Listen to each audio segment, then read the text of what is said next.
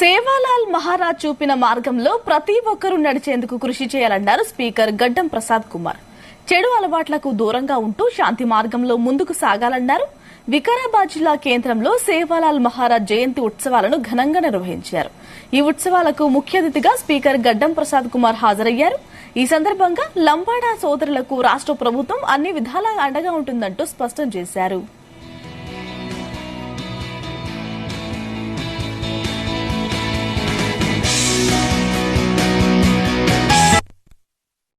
మీ జిల్లాకు మన జిల్లాకు సంబంధించిన ముఖ్యమంత్రి గారు ఉన్నారు, మన జిల్లాకు సంబంధించిన స్పీకర్గా నేనున్నా, మన జిల్లాకు సంబంధించిన జిల్లా పరిషత్ చైర్మన్గా వారున్నారు, మరి అదేవిధంగా మున్సిపల్ చైర్మన్గా శ్రీమతి మంజుల గారు ఉన్నారు, మరి మంచి కలెక్టర్ గారు ఉన్నారు.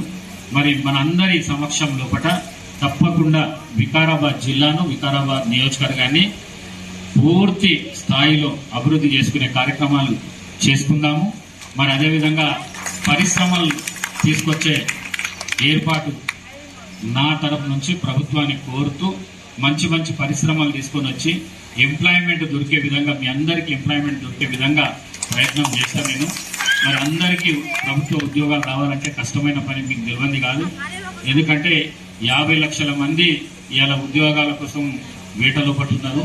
2 లక్షల ఉద్యోగాలే ప్రభుత్వంలో ఉన్నాయి కాబట్టి, అందుకే ప్రైవేట్ ఉద్యోగాలు ఎన్ని కల్పిస్తే అంత మంచి అవకాశాలు మీకు దొరుకుతాయి. కాబట్టి తప్పకుండా రాబోయే రోజులలో వికారాబాద్ ప్రాంతాన్ని చాలా పెద్ద అభివృద్ధి కార్యక్రమాలు చేసి పెద్ద ఎత్తున పరిశ్రమలు తీసుకొచ్చే ఏర్పాటు చేసి, అదేవిధంగా మరి టూరిజం అభివృద్ధి కార్యక్రమాలు చేసి అందరికీ జీవితం